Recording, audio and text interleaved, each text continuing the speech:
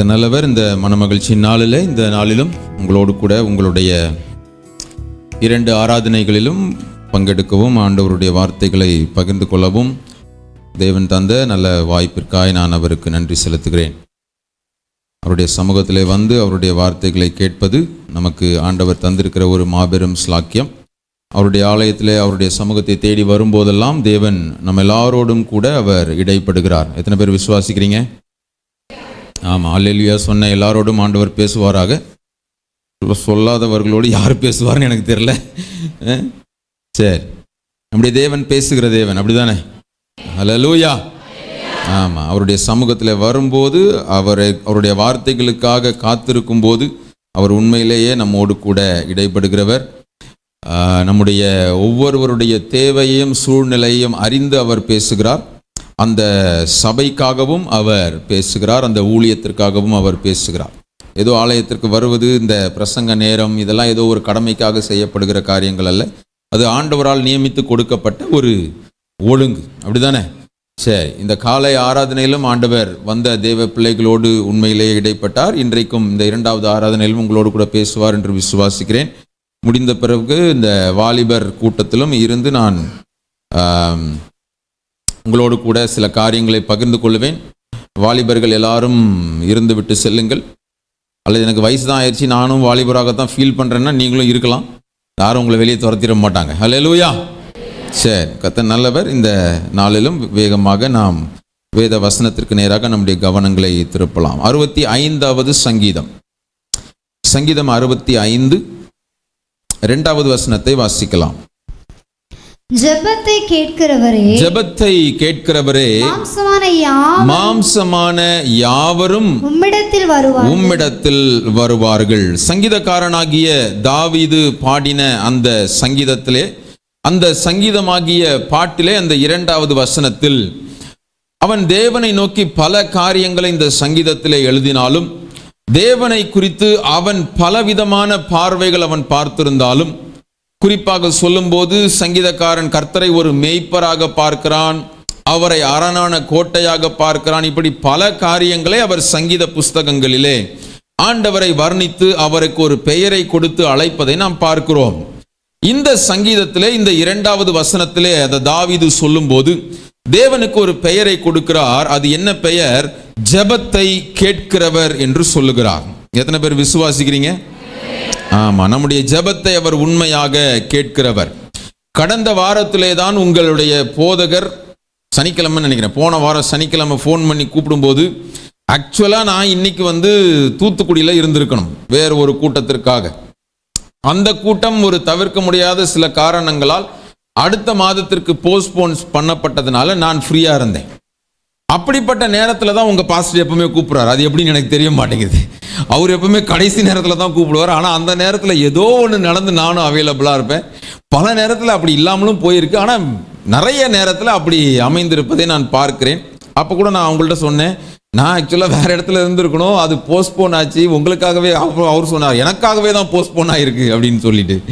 சரி, கர்த்தர் நல்லவர். ஆண்டவர் உங்களுடைய ஊழியங்களோடு இருந்து உங்களை நடத்துவாராக. அந்த நேரத்திலேயே அவர் பேசி முடித்து விட்டு வைத்த உடனே நான் அப்பொழுது வெளியில இருந்தேன். என் மனைவிட்ட சொன்ன தலைப்பு, 2 தலைப்பையும் நான் அப்பயே சொல்லிவிட்டேன். அடுத்த வார பிரசங்கத்திலே நான் முதல் ஆராதனையில இந்த தலைப்பை பேச போகிறேன், 2வது ஆராதனையில இந்த தலைப்பை பேச போகிறேன் என்று சொல்லி ஆண்டவர் அப்போதே அந்த வார்த்தைகளை என்னுடைய உள்ளத்திலே போட்டு விட்டார். அதோடு உங்களுடைய சபைக்காகவே அதை வைத்திருந்திருக்கிறார் என்று நான் விசுவாசிக்கிறேன். ஹல்லேலூயா. காலை முதல் ஆராதனையிலே நான் இந்த வசனத்தை வைத்துத்தான் ஜெபத்தை கேட்கிறவரே என்கிறதான தலைப்பிலே நம்முடைய தேவன் ஜெபத்தை கேட்கிறவர் என்று பேசினேன். இப்ப 2வது ஆராதனையில் என்ன பேச போறேன் சொல்லுங்க. நான் 2 தலைப்புன்னு சொன்னேன்.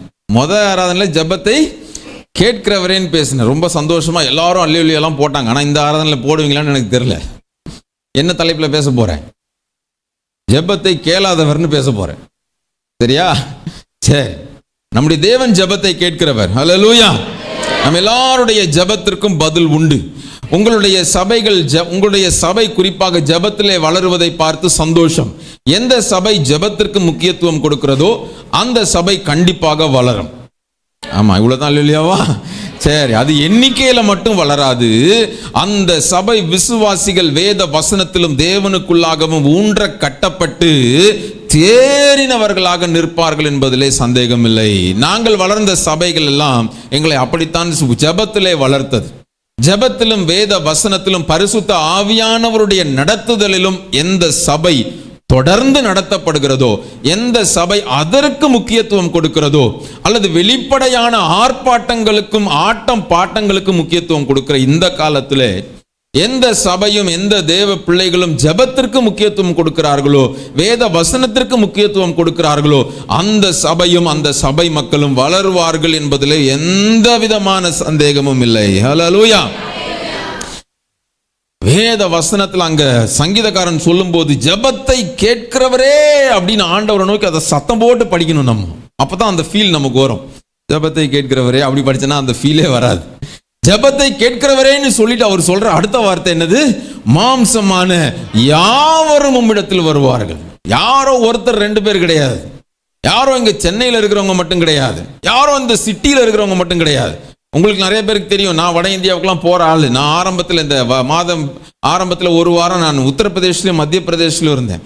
அங்கே எவ்வளவு நெருக்கங்கள், எவ்வளவு போராட்டங்கள், சபைக்கு விரோதமாக, ஊழியத்துக்கு விரோதமாக எவ்வளவு காரியங்கள் இருந்தாலும் அங்கேயும் ஆங்காங்கே காடுகளிலும் சரி, எங்கேயோ உள்ள கிராமத்திலும் சரி, ரோடு சாலை வசதி எதுவுமே இல்லாத இடத்திலும் நூற்றுக்கணக்கான ஜனங்கள் கூடி ஆராதிப்பதை என் கண்கூடாக பார்ப்பதனால் தான் சொல்லுகிறேன், ஜெபத்தை கேட்கிறவர் இருக்கிறபடியினால் மாம்சமான யாவரும் வருவார்கள். ஹல்லேலூயா.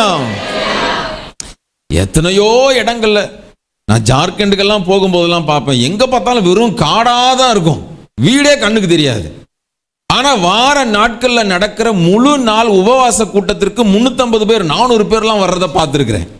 எப்படி வருவாங்கன்னே தெரியாது. ரோடு வசதி கிடையாது, டிரான்ஸ்போர்ட் கிடையாது. எதையோ ஒரு வண்டியை பிடிச்சி 20 கிலோமீட்டர் 25 கிலோமீட்டர்லாம் பயணித்து வர்றதை பார்க்குறேன். ஃபுல் டே ஃபாஸ்டிங் பிரேயர்ல உட்காந்துருப்பாங்க. அவங்க ட்ரைபல்ஸ் அவ்வளோ அழகா பாட்டு பாடுவாங்க. நமக்கு ஒரு ஃபாஸ்டிங் பிரேயருக்கு நடுவில் ஒரு டீ பிரேக் வேணும், 1.5 மணி நேரம் கழிச்சு ஒரு ஜூஸ் பிரேக் வேணும், அப்புறம் மத்தியானம் நம்மளே பிரியாணி கிண்டி நம்மளே சாப்பிட்டு போயிடுவோம். அங்க ஒரு பிரேக்கும் கிடையாது, நமக்கும் கிடையாது, அவங்களுக்கும் கிடையாது. 2 செஷன் நான் நார்மலாக பேசினாலே 1 மணி நேரத்துக்கு மேலே ஆயிரும், 1.5 மணி நேரம் ஆயிரும். அது டிரான்ஸ்லேஷனோட பேசினா எவ்வளோ நேரம் ஆகுன்னு பாருங்க. அவ்வளோ நேரம் உட்கார்ந்து வசனத்தை கேட்கிற ஆர்வமான ஜனங்கள் எங்கு பார்த்தாலும் எழும்பி இருக்கிறார்கள். எந்த வசதிகளும் வாய்ப்புகளும் இல்லாத அந்த இடத்திலே அவர்களால் அப்படி ஆராதிக்க முடியுமானால் சொகுசாக ஆண்டவர் நம்மளை எவ்வளோ நல்லா வைத்திருக்கிறாரு.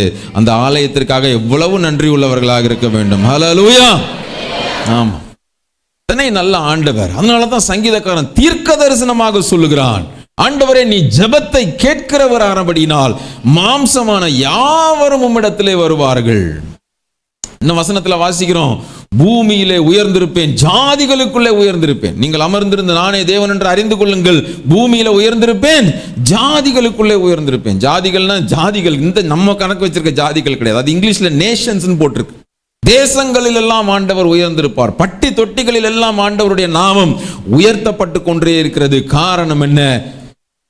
நம்முடைய தேவன் ஜெபத்தை கேட்கிறவர். இன்னைக்கு சோர்ந்து போய் வந்திருக்கிறீங்களா? நானும் பல நாளா ஜோம் பண்றேனே, ஆண்டவர் என் ஜெபத்தை கேட்டாரா கேட்கலையா தெரியலையே, கிணத்துல போட்ட கல்லு மாதிரியே கிடக்குதுன்னு பாக்குறீங்களா? ஆண்டவர் உங்களை பார்த்து மீண்டுமாக ஞாபகப்படுத்த விரும்புகிறார். நீ ஒரு பேசாத கல்லையோ மரத்தையோ ஆராதிக்கவில்லை, பேசும் தெய்வத்தை ஆராதிக்கிறோம். ஹல்லேலூயா. ஆமா, வாய்ப்பு இருந்துச்சுன்னா காலையில அந்த மெசேஜை ரெக்கார்ட் பண்ணி வச்சிருப்பாங்கன்னு நினைக்கிறேன். நான் என்னுடைய யூடியூப் சேனல்ல போடுவோம். அந்த முதல் ஆராதனை யூஸ்வலா நீங்க போடுறதில்லை. அந்த ஜெபத்தை கேட்கிறவர் அந்த செய்தியை அந்த லேம்ப் அண்ட் லைட் அப்படிங்கிற அந்த சேனல்ல போடுவோம். வாய்ப்பு இருந்தால் நீங்கள் பார்த்துக்கோங்க, சரியா? ஏன்னா அதையெல்லாம் பேசினா அப்புறம் 2 பிரசங்கம் ஆயிரும். நீங்கள்லாம் வீட்டுக்கு போய் வாங்கி வச்சிருக்கிற கறியை சமைக்க முடியாமல் போய்விடும் என்பதனால் நான் நேரடியாக 2வது பிரசங்கத்துக்கு போக போறேன். நம்முடைய தேவன் எல்லா சூழ்நிலைகளிலும் முழு வேதத்திலும் நீங்க பார்க்கும்போது அவர் பலருடைய ஜெபங்களை அவர் கேட்டிருக்கிறார். தனியாக ஜெபிக்கிற பல மனிதர்களுடைய ஜெபத்தை கேட்டிருக்கிறார். கூடி ஜெபிக்கிற மனிதர்களுடைய ஜெபத்தையும் அவர் கேட்டிருக்கிறார். ஆனா இன்னைக்கு ஒரு பெரிய டேஞ்சர் நடந்து விட்டது. என்னவென்றால், கூடி ஜெபிக்கிற காரியங்கள் நிறைய அரங்கேறுகிறது. கார்ப்பரேட் பிரேயர், 12 மணி நேர ஜெபம், 24 மணி நேர ஜெபம், ஆன்லைன் ஜெபம் எல்லாமே நடந்து எதை விழுங்கிருச்சே? தனி ஜெபத்தை என்ன பண்ணிருச்சு? ஆமா, போட்டு முழுங்கியா போட்டாச்சு. நம்ம புதுசா எத்தனை காரியம் வந்தாலும் வேதத்தின் அஸ்திபாரத்தை அது என்ன செஞ்சிடக்கூடாது? ரீப்ளேஸ் பண்ணிடக்கூடாது.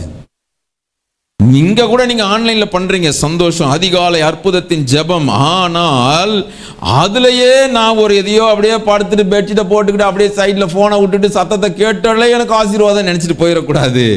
தனியாக தேவனோடு நீங்கள் கூடி ஜெபிக்கிற, அவரை தேடுகிற அனுபவத்தை என்ன செஞ்சிடக்கூடாது?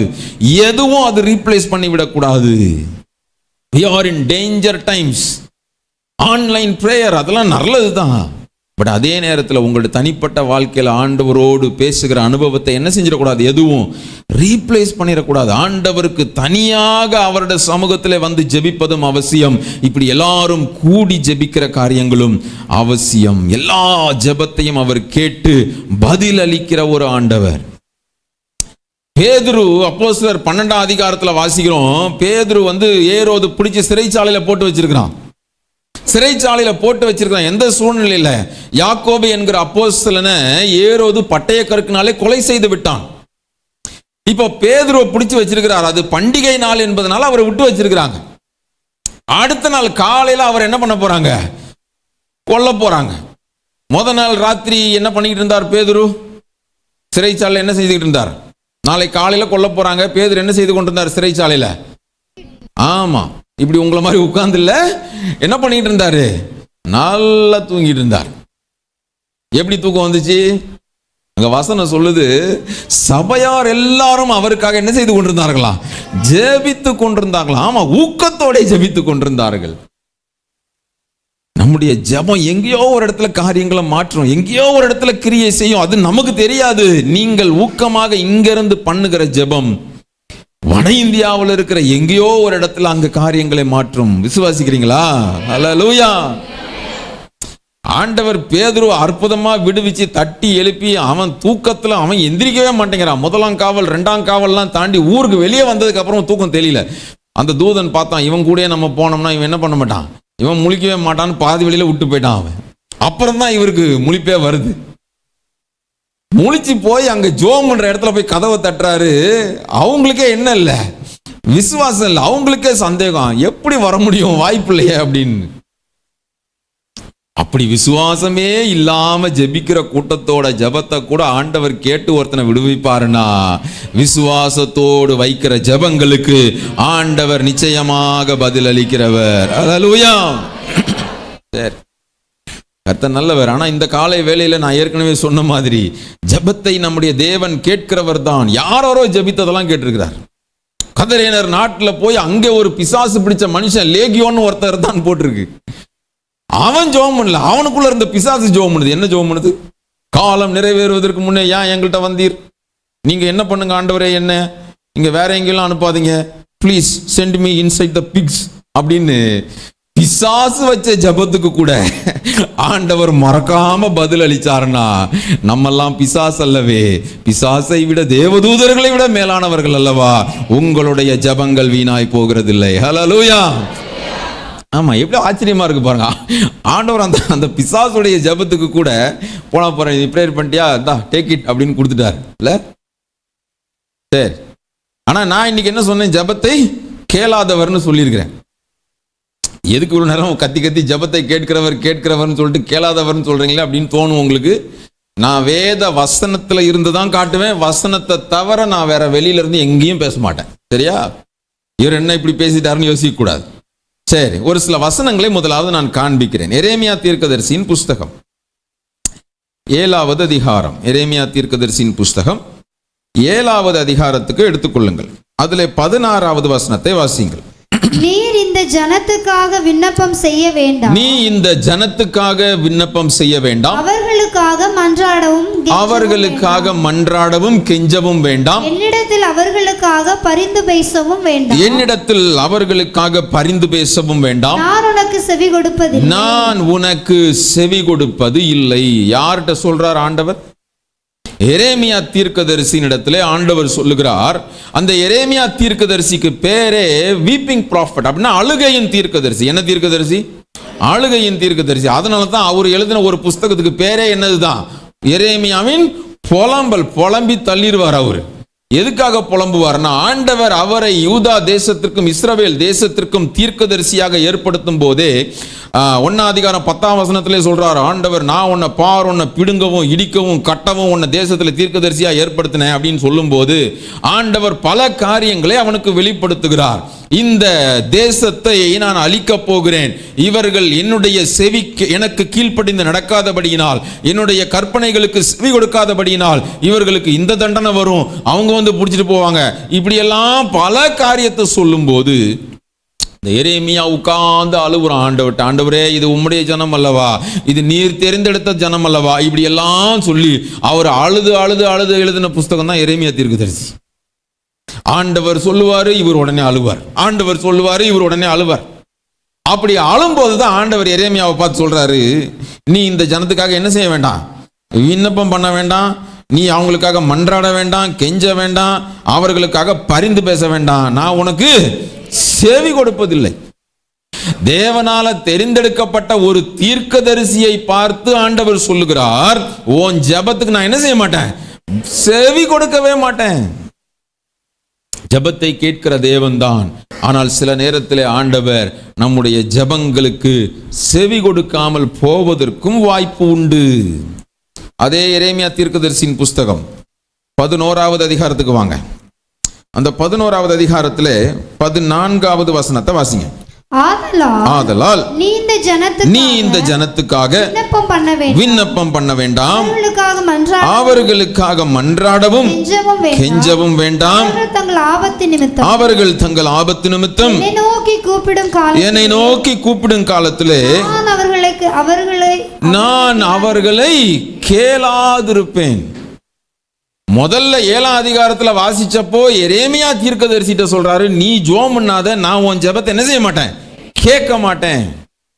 ரெண்டாவது இங்க திரும்ப அதே எரேமியா தீர்க்கதரிசிட்ட சொல்றாரு, நீ ஜெபம் பண்ணாதப்பா, நீ பண்றதையும் கேட்க மாட்டேன், அவர்கள் தங்கள் ஆபத்து நிமித்தம் என்னை நோக்கி கூப்பிடுவார்கள், நான் அவர்களை கேளாதிருப்பேன். நமக்கு தெரிஞ்சதெல்லாம் ஆபத்து காலத்திலே என்னை நோக்கி கூப்பிடு, நான் உனக்கு என்ன செய்வேன், ஆமா மறு உத்தரவு கொடுப்பேன். அந்த வசனம் நமக்கு தெரியும். ஆனா அதே ஆண்டவர் தான் சொல்றாரு, ஆபத்து காலத்துல அவங்க என்ன நோக்கி கூப்பிடுவாங்க, ஆனா நான் என்ன செய்வேன், செவி கொடாதிருப்பேன். பக்கத்துல இருக்கவங்களை பார்த்து சொல்லுங்களேன், பக்கத்துல இருக்கவங்க மூஞ்ச பாருங்க, பாருங்கன்னா பாருங்க. ஆமா, ஆபத்து காலத்துல ஆண்டவர் செவி கொடுக்காம போறதுக்கும் வாய்ப்பு இருக்கு. ஆமா, ஏன்றதை தான் இன்னைக்கு பார்க்க போறோம். வேத வசனத்துல இருந்தா காண்பித்துட்டு இருக்கிறேன். முதல்ல எரேமியாட்ட மட்டும்தான் சொன்னாரு, ஆனாலும் இந்த எரேமியா கேட்கிற பாடு இல்லை, திரும்ப திரும்ப ஆண்டவர்கிட்ட போராடுறான். ஆண்டவருக்கும் அவருக்கும் ஒரு பெரிய யுத்தமே நடக்குது. ஆண்டவர் ஒன்னு சொல்ல, இவர் திரும்ப உடனே இவர் 4 பாயிண்ட் எடுத்து வைப்பார். ஆண்டவரே, இது உம்முடைய ஜனம் அல்லவா, ஆண்டவரே நீர் எகிப்திலிருந்து கொண்டு வந்தீர் அல்லவா, உம்முடைய சொந்த ஜனம் அல்லவா, அவங்க என்னதான் தப்பு பண்ணாரோ நீர் இப்படி தண்டிக்கலாமான்னு கேட்ட உடனே ஆண்டவர் திரும்ப கோபம் வந்துடும், நீ தயவு செஞ்சு ஜோபத்தை நிறுத்து, நீ பண்றதையும் கேட்க மாட்டேன், அவங்க பண்ணாலும் கேட்க மாட்டேன். சரி, 14வது அதிகாரத்துக்கு வாங்க. எரேமியா தீர்க்கதரிசியின் புஸ்தகம் 14வது அதிகாரம் அந்த 12ஆம் வசனத்தை வாசிங்க பார்ப்போம். அவர்கள் உபவாசித்தாலும் 11ஆம் வசனத்தை வாசிச்சிருங்க. கர்த்தர் எரேமியாவை நோக்கி, நீ இந்த ஜனத்திற்கு நன்மை உண்டாக விண்ணப்பம் பண்ண வேண்டாம், அவர்கள் உபவாசித்தாலும் நான் அவர்கள் விண்ணப்பத்தை கேட்பதில்லை, அவர்கள் தகன பலிகளையும் காணிக்கைகளையும் செலுத்தினாலும் அவர்கள் மேல் பிரியமாயிருப்பதில்லை. போதும் போதும். இங்கேயும் ஆண்டவர் திரும்ப சொல்றாரு, திரும்பவும் எரேமியா விடுற மாதிரி இல்ல, பேசிக்கிட்டே இருந்த உடனே நீ திரும்பவும் நான் உனக்கு சொல்றேன், இந்த ஜனத்துக்கு என்ன பண்ணாத, நன்மை உண்டாக ஜெபம் பண்ணாத. 11ஆம் அதிகாரத்துல வாசிச்சோம், அவர்கள் ஆபத்துல என்ன நோக்கி கூப்பிடுவாங்க, அப்பயும் செவி கொடுக்க மாட்டேன். இங்க சொல்றாரு, அவர்கள் உபவாசித்தாலும் சரி, அவர்கள் தகன பலிகளையும் காணிக்கைகளையும் தசம பாகங்களையும் எல்லாத்தையும் கொண்டு வந்து கோடி கோடியா கொட்டினாலும் நான் என்ன செய்ய மாட்டேன், கேட்க மாட்டேங்கிறார். ஆனாலும் எரேமியா உடல் திரும்பவும் அந்த அதிகாரத்தை வாசிக்கணும், என்ன ஆண்டவரே நீங்க இப்படி சொல்றீங்க அப்படின்னு சொல்லி அவர் திரும்ப பேசிக்கிட்டே வர்றார். திரும்ப பேசிக்கிட்டே வரும்போது ஆண்டவர் ரொம்ப இன்ட்ரெஸ்டிங்கா ஒன்னு சொல்றார். 15 அதிகாரம் 1 வசனம் வாசிங்க. எரேமியா 15:1. கர்த்தர் என்னை நோக்கி, கர்த்தர் எரேமியாவை நோக்கி, மோசேயும் சாமுவேலும் என் முகத்துக்கு முன்பாக நின்றாலும் என் மனம் இந்த ஜனங்கள் பட்சமாய் சாராது, இவர்கள் என் முகத்தை விட்டு புறப்பட்டு போகும்படி இவர்களை துரத்தி விடு. ஆமா, இவ்வளவு நேரம் கேட்க மாட்டேன் தான் சொன்னாரு. நீ பண்ணாத, அவங்க பண்ணாலும் கேட்க மாட்டேன்னு தான் சொன்னாரு. ஆனாலும் எரேமியா உடல் என்ன ஆண்டவர் சொல்றாரு, எப்பா நீ மட்டும் கிடையாது, மோசே வந்தாலும் சரி, சாமுவேலே வந்து இவங்களுக்காக ஜெபம் பண்ணாலும் சரி, என்ன செய்ய மாட்டேன், கேட்க மாட்டேன். நம்ம சொல்லுவோம்ல, உங்க அப்பா வந்தாலும் சரி, உங்க அப்பாவுக்கு அப்பா வந்தாலும் சரி, ஆண்டவர் எவ்வளவு நம்மள மாதிரியே நம்ம லாங்குவேஜ்லயே பேசுறாரு பாருங்க. என்னப்பா நீ நான் பாட்டு சொல்லிட்டே இருக்க, திரும்ப திரும்ப இந்த ஜபத்துக்காக மன்றாடிக்கிட்டே இருக்கிற, நீ மட்டும் கிடையாது, அந்த ஜனங்கள் மட்டும் கிடையாது, அவங்க காணிக்க கிடையாது, அவங்க தசமபாகம் எல்லாம் கிடையாது, எதுவும் கிடையாது. மோசே சாமுவேல் முதற்கொண்டு பழைய ஏற்பாட்டு பெரிய பக்தர்கள் வந்தா கூட நான் கேட்க மாட்டேன், அவங்களோட நீ பெரிய ஆளா அப்படின்னு கேட்கிறார் எரேமியாட்ட ஆண்டவர். ஏன் ஆண்டவர் இவ்வளவு கோபமாக சொல்லுகிறார்? சில நேரத்தில் ஆண்டவர் நம்முடைய ஜெபங்களை கேட்பாமல் போவதற்கு காரணம் என்ன?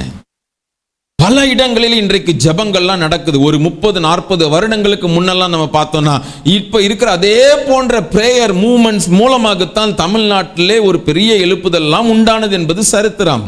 ஆனால் அன்றைக்கு இருந்த எஃபெக்ட் இன்னைக்கு இருக்குதான்னு பார்த்தா இல்ல. ஆமா, சில விஷயங்களை நம்மளால புரிஞ்சுக்கிறது கஷ்டமா தான் இருக்கும். நான் வசனத்திலிருந்து தான் காண்பிக்க போகிறேன். இந்த எரேமியா தீர்க்கதரிசியின் காரியத்தில் இருந்தே பல காரியங்களை என்னால் காண்பிக்க முடியும். ஆனால் நாம் எளிதில் புரிந்து கொள்ளும் வண்ணமாக ஒரு சில காரணங்களை ஏன் நம்முடைய ஜெபங்கள் கேட்கப்படுகிறதில்லை என்பதற்கு வேத வசனத்திலிருந்து சில காரியங்களை நான் உங்களோடு கூட பேச போகிறேன். இன்னொரு வசனத்தையும் வாசிங்க. ஏசாயா தீர்க்கதரிசி மூலமாக ஆண்டவர் என்ன சொல்லுகிறார்? ஏசாயா 1வது அதிகாரம் 15வது வசனத்தை வாசிக்கலாம். ஏசாயா 1வது அதிகாரம் 15வது வசனம். நீங்கள் உங்கள் கைகளை விரித்தாலும் என் கண்களை உங்களை விட்டு மறைக்கிறேன். நீங்கள் மிகுதியாய் ஜெபம் பண்ணினாலும் கேளேன். எப்படி ஜெபம் பண்ணினாலும்?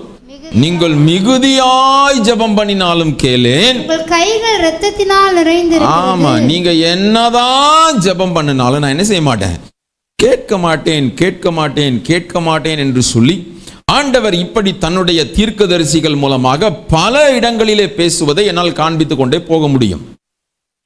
ஆனால் இந்த நாளின் காலை வேளையிலே நம்முடைய ஜெபம் கேட்கப்படாமல் போவதற்கான வாய்ப்பு உண்டு என்பதையும் ஒரு தேவ பிள்ளை அறிந்து கொள்ள வேண்டும்.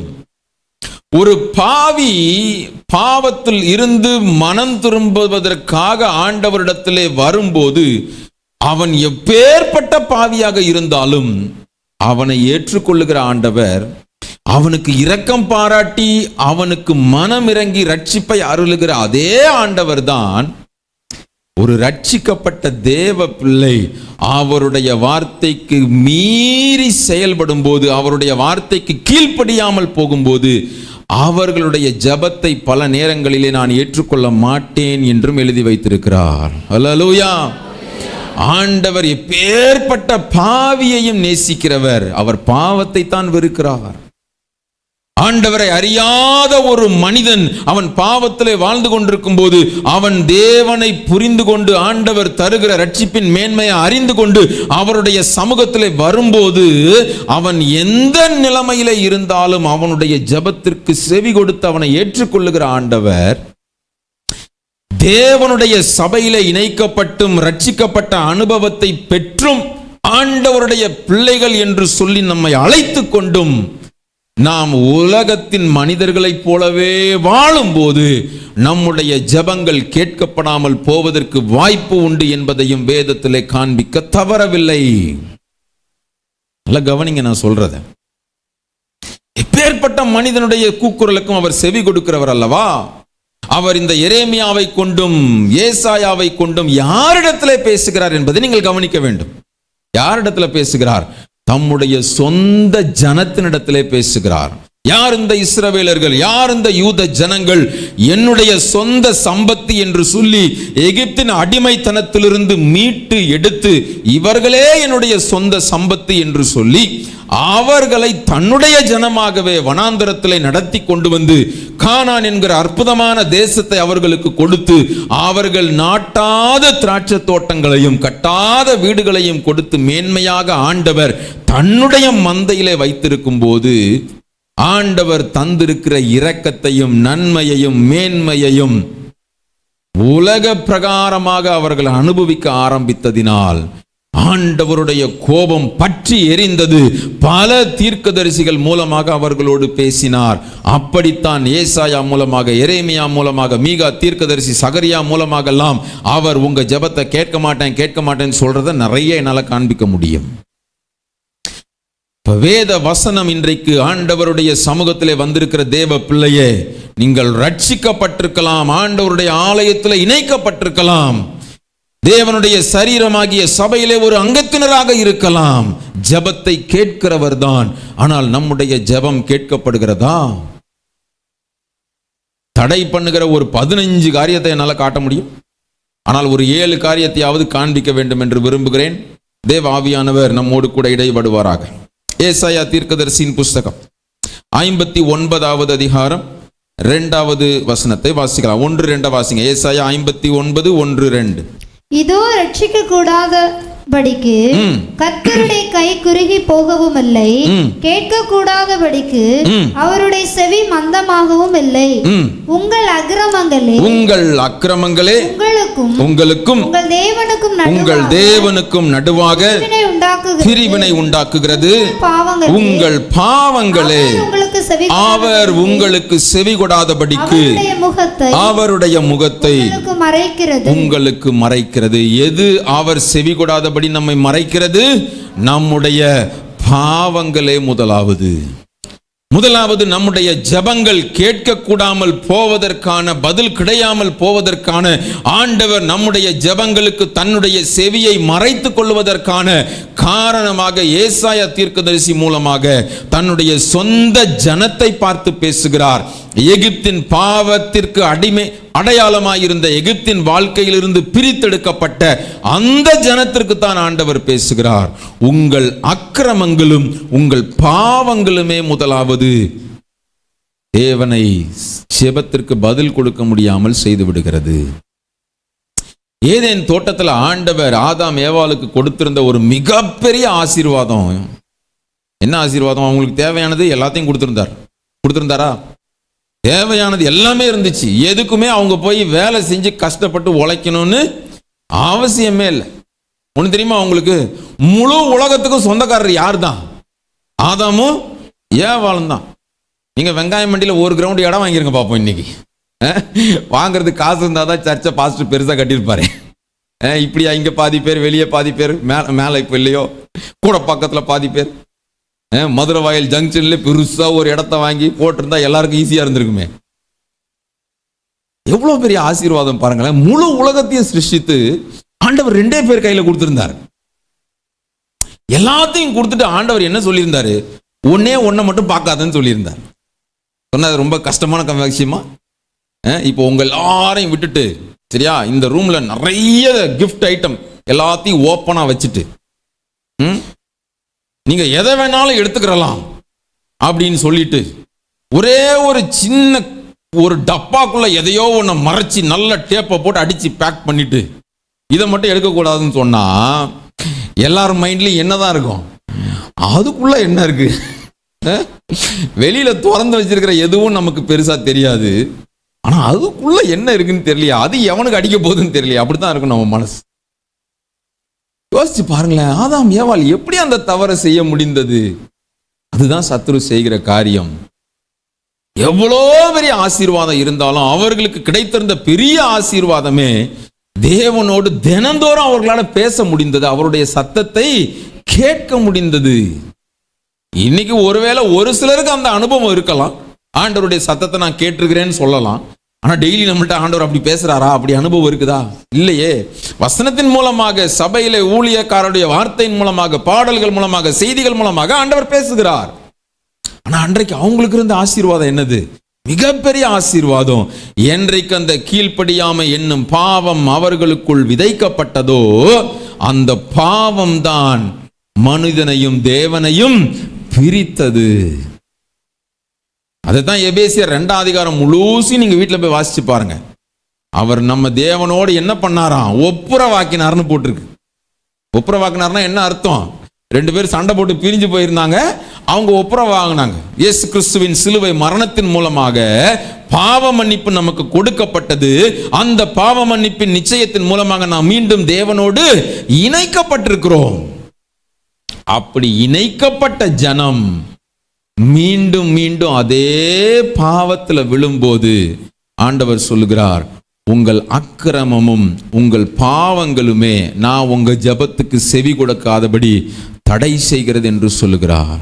அருமையான தேவ ஜனங்கள், இந்த காலையில் யோசிச்சு பாருங்க. ஆண்டவருடைய சமூகத்தில், ஆண்டவரே என்னிடத்திலே உம்மை துக்கப்படுத்துகிற காரியம் ஏதேனும் இருக்கிறதா? என்னுடைய ஜெபங்கள் தாமதமாவதற்கு என்னிடத்திலே காணப்படுகிற உமக்கு பிரியமில்லாத காரியங்களே அவைகளுக்கு தடையாக நிற்கிறதா என்று சொல்லி ஆண்டவருக்கு உங்களுக்கும் இடையில தான் அந்த கான்வர்சேஷன் நடக்கும். நீங்க ஆண்டவரிடத்துல ஒப்பு கொடுக்கும் போது ஆண்டவர் உங்களோடு கூட அவர் தெளிவாக உணர்த்தி எந்தெந்த காரியத்திலிருந்து வெளியே வர வேண்டுமோ, எந்தெந்த காரியம் ஆண்டவரிடத்திலிருந்து உங்களை பிரிக்கிறதோ அதை உணர்த்தி சரியான பாதையில் நடத்துவதற்கு அவர் உண்மையுள்ளவர், அவர் போதுமானவர். அதை உணர்ந்த சங்கீதக்காரன் தான் சொல்லுகிறான். 66வது சங்கீதம் 18வது வசனம் என்று நினைக்கிறேன். 66ஆம் சங்கீதம் 18வது வசனத்திலே, என் இருதயத்தில் அக்கிரம சிந்தை கொண்டிருந்தேன் ஆனால், என் இருதயத்தில் அக்கிரம சிந்தை கொண்டிருந்தேன் ஆனால் ஆண்டவர் எனக்கு செவிகொடார். ஆமா, எங்க இருதயத்துல வெளியே தெரியாது, ஆனா உள்ளுக்குள்ள என்ன சிந்தை இருக்கிறது, அது எது அக்கிரமம் என்று தேவனால் பார்க்கப்படுகிறது. வெளியில தெரியாம இருக்கலாம், ஆனா இருதயத்தில் அக்கிரம சிந்தை இருக்குமானால் ஆண்டவர் என்ன செய்ய மாட்டாராம்? செவி கொடுக்க மாட்டாராம். ஆண்டவர் ஒரு குருடனை சொஸ்தமாக்கினார். அந்த குருடனை சொஸ்தமாக்கின உடனே பரிசேயரும் வேத பாரகரும் அவனை கூப்பிட்டு வச்சு இல்லாத கேள்வி எல்லாம் கேட்டாங்க. அப்படி கேட்கும்போது வாசிக்க வேண்டாம், யோவான் 9ஆம் அதிகாரம் 31ஆம் வசனத்துல அந்த குருடன் சொல்றான், பாவிகளுக்கு ஆண்டவர் செவி கொடுக்க மாட்டார், உங்களுக்கு தெரியாதா அப்படின்ற மாதிரி அவன் பேசுவான். இப்போ வேதத்துல நிறைய இடங்களில் சொல்லப்பட்டிருக்கிறது, பாவம் நம்மை தேவனிடத்தில் என்ன செய்து விடுகிறது? பிரித்து விடுகிறது. இந்த நாளின் காலை வேளையில தேவ சமூகத்தில் நீங்க உங்களை நீங்களே கேள்வி கேட்டு பாருங்க. ஆண்டவரே, உம்முடைய சமூகத்திலே இன்று நான் ஒப்பு கொடுக்கிறேன். மீண்டுமாக ஆண்டவர் நீர் தந்த ரட்சிப்பை இழந்து மீண்டும் என்னுடைய பாவம் எனக்குள்ள வந்து அது உம்மிடத்திலிருந்து என்னை பிரித்து விட்டதோ, நீர் செவி கொடுக்க முடியாதபடி அதுவே தடையாக மாறி போனதோ, ஆண்டவரிடத்துல கீழ்ப்படிங்க, ஆண்டவருடைய வார்த்தைக்கு செவி கொடுங்க. ஆண்டவர் மீண்டுமாக உங்களுக்கு பதில் கொடுக்க அவர் ஆயத்தமாக இருக்கிறார். ஹல்லேலூயா. இரண்டாவதாக ஒரு காரியம், நீதிமொழிகளின் புஸ்தகம் 28வது அதிகாரம் 9வது வசனம். நீதிமொழிகள் 28:9. வேதத்தை கேளாதபடி தன் செவியை விலக்குகிறவனுடைய அருவருப்பானது. ஆமா, அருவருப்புனா என்னது? அருவருப்புனா என்னது? ஆமா, நீங்களே முடிவு பண்ணிக்கோங்க, அதுக்கு நான் டெஃபினேஷன் எல்லாம் கொடுக்க வேண்டியதில்லை.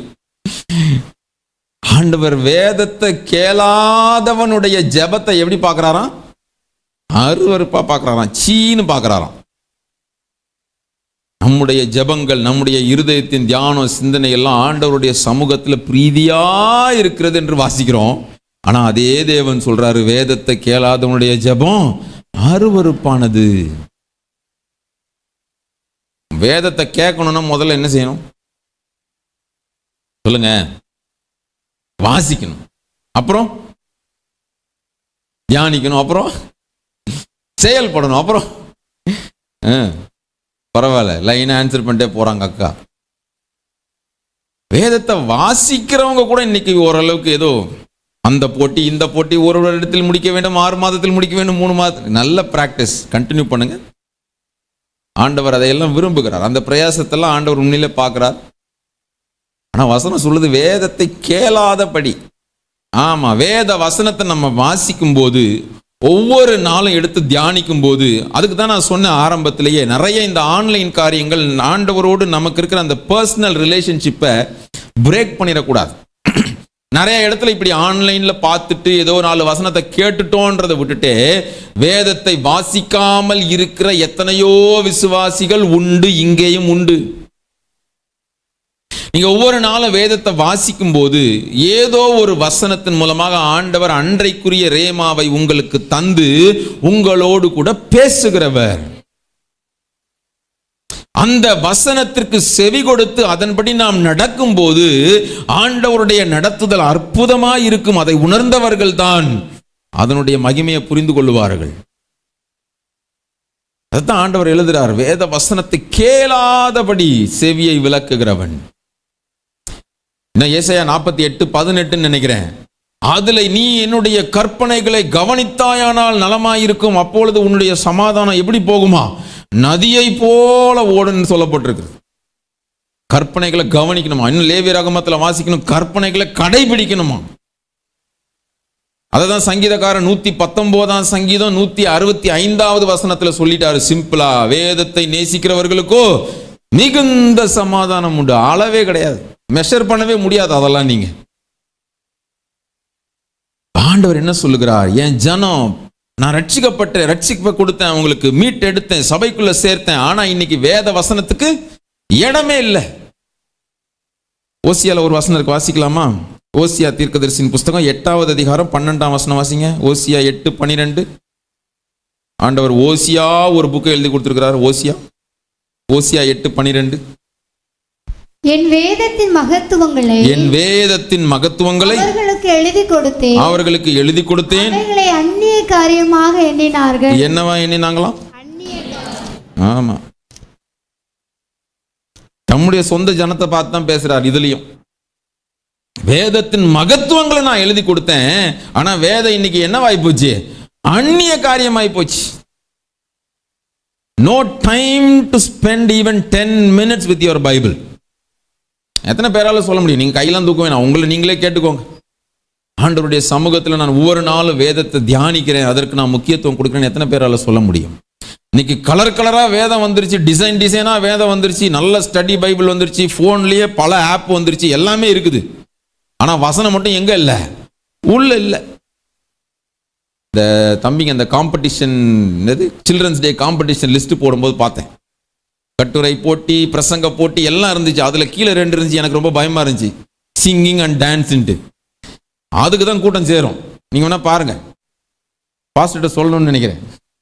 சிங்கிங் டான்ஸ்ல சேரணும்னா கண்டிப்பா வேத வசன போட்டியில சேரணும்னு ஒரு கண்டிஷன் போட்டாதான் அதுல சேர்ப்பேன்னு சொல்லணும்.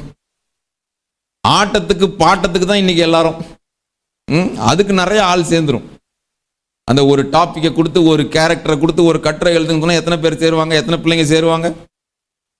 நான் ஒரு யூத் மீட்டிங் போயிருந்தேன். அதில் அந்த கவுன்சிலிங்க்குன்னு சில நேரத்தில் வருவாங்க. ஒரு பையன் வந்து உட்காந்துட்டு அவன் நம்ம கேள்விலாம் கேட்டான். அவன் கேட்டுட்டு இருக்கும்போது நான் கேட்டேன், திடீர்னு ஒரு கேள்வி கேட்டான், அந்த சவுல் பரலோகத்துக்கு போவாரா போக மாட்டாரா அப்படின்னா. சவுல் பரலோகத்துக்கு போவாரா போக மாட்டாரா அப்படின்னு இவன் என்னத்தரா கேட்குறான் அப்படின்ட்டு, நான் எந்த சவுலப்பா கேட்குற, ஏன் அவர் பரலோகத்துக்கு போவாரா போக மாட்டாரான்னு உனக்கு ஏன் முதல்ல டவுட் வந்துச்சுன்னு கேட்டேன். நான் என்ன நினச்சேன், அவன் இந்த புதிய ஏற்பாட்டு சவுலை கேட்குறான்னு நினச்சேன். இல்லை, பழைய ஏற்பாட்டு சவுலை கேட்குறான்னு நினச்சிக்கிட்டு கேட்டேன். அவன் வந்து சொன்னான், அவர் நிறைய ஆலயம்லாம் கட்டினார்ல அப்படின்னா. சவுல் ஆலயம் கட்டினாரா? இவன் எனக்கு இன்னமும் டவுட்டு, இவன் தெரிஞ்சுதான் கேட்குறான்னா தெரியாமல் கேட்குறான்னா அப்படின்னு. சரி, ஆலயம் தான் கட்டினார்னா போவார்ல அப்படின்னு. உனக்கு என்னதான்ப்பா டவுட் அப்படின்னா, திருன்னு முழிச்சான். அவன் என்ன கேட்குறானே அவனுக்கு தெரியல. அப்புறம் நான் கேட்டேன், நீ எந்த சவுலை கேட்குற அப்படின்னா, ஒரு சவுல் தானே இருக்காரு அப்படின்னா. ஒரு சவுல் தானே இருக்காரா? சரி, 2 சவுல் இருக்காங்க தெரியுமா உனக்கு அப்படின்னா. இல்லையா, ஒரு சவுல் தானே இருக்காரு அப்படின்னா. நான் எது சரி புதுசாக ரட்சிக்கப்பட்டு வந்த பையனோன்னு நினச்சி, அவனுக்கு 21 வயசு ஆகுது, நீ என்னப்பா எப்போ ரட்சிக்கப்பட்டப்பா அப்படின்னா, இல்லை எங்கள் அப்பா அம்மாலாம் பிறந்ததுல 2-3 தலைமுறையாக நாங்கள்லாம் கிறிஸ்தவர்கள் தான் அப்படின்னு சொல்லி ஒரு சபை பேரையும் சொன்னான் பாருங்க. எனக்கு என்ன பதில் சொல்கிறதுனே தெரியல அவனுக்கு. அவன் கவுன்சிலிங் வந்தது வேற விஷயம் வச்சுக்கோங்களேன், அதில் அவர் என் கூட தர்க்கம் பண்ணிட்டு இப்படி ஒரு கேள்வியை கேட்குறார். நான் யோசித்தேன், 2 சவுல் இருக்கிறாங்கன்றது கூட 21 வயசு வாலிபனுக்கு 3-4 தலைமுறையா கிறிஸ்தவனா இருந்து வந்த குடும்பத்தில் உள்ள பிள்ளைக்கு தெரியலையேன்றதை நினைச்சு நான் அழுவுறதா, அவனுக்கு கவுன்சிலிங் கொடுக்கறதா? நான் யாரை குற்றம் சொல்றது? அவர் போற சபையை சொல்றதா, அவங்க அப்பா அம்மாவை சொல்றதா? இப்படித்தான் நிறைய பேரோட நிலைமை. நம்ம பிள்ளைங்களையும் வேத வசனம் தெரியாம வளர்த்துறக்கூடாது, வேத வசனம் கிடையாத ஒரு பஞ்ச காலம் வருகிறதுன்னு சொல்லி இன்னைக்கே வந்துருச்சு. ஏன்னா எங்க பார்த்தாலும் மற்ற எல்லா காரியங்களும் இருக்குது, ஆட்டம் பாட்டம் டான்ஸ் எல்லாமே இருக்குது, ஆனா வேத வசனம் மட்டும் இல்லை.